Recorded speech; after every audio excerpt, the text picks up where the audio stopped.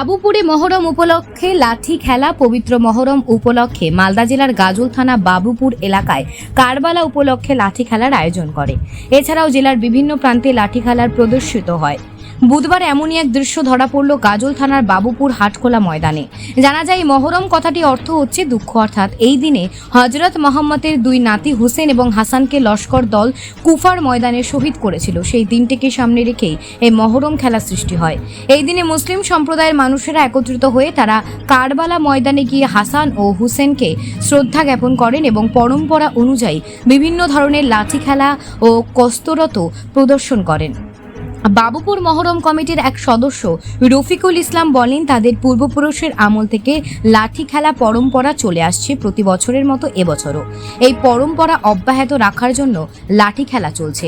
এই লাঠি খেলার উপলক্ষে দূর দূরান্ত থেকে আসে বিভিন্ন দলগুলি। লাঠি খেলা দেখতে হাজারো মানুষের ভিড় জমে উঠেছে বাবুপুর এলাকায়।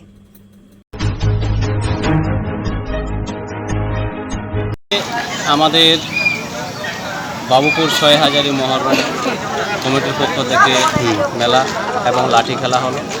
আপনারা দেখলেন যে বিভিন্ন রকমের দল এসেছিল, বেশ কয়েকটা দল এসেছিল। সে দল নিয়ম শৃঙ্খলার মধ্যে তারা লাঠি খেলা দেখালো এবং লাঠি খেলা দেখিয়ে এটা প্রতি বছরে নেই। আজকে মহরমটা আমরা খুব সুন্দরভাবে পালন করেছি এবং লোকজনের সমাগমও ভালো ছিল।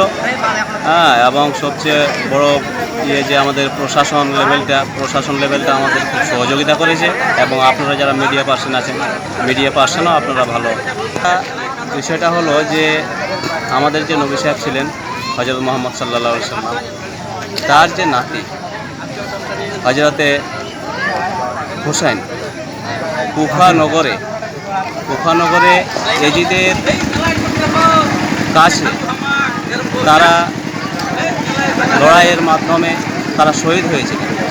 এই শহীদ থেকে ওখান থেকে এই 10ই মহরমটা খুব করুণ দিন এবং এই 10ই মহরম আমাদের কাছে খুব একটা বড় দিন, কারণ এই 10ই মহরমে আল্লাহ পাক অনেক কিছু তৈরি করেছেন, তার মধ্যে এই শহীদের দরজাটা বড় দরজা দিয়েছেন। তাই আমরা প্রতি বছরে এই মহরমটাকে উদযাপন করি। আপনার নাম, বাড়ি? আমার নাম রফিকুল ইসলাম, বাড়ি আমার বাবুপুরে, মহরম কমিটি।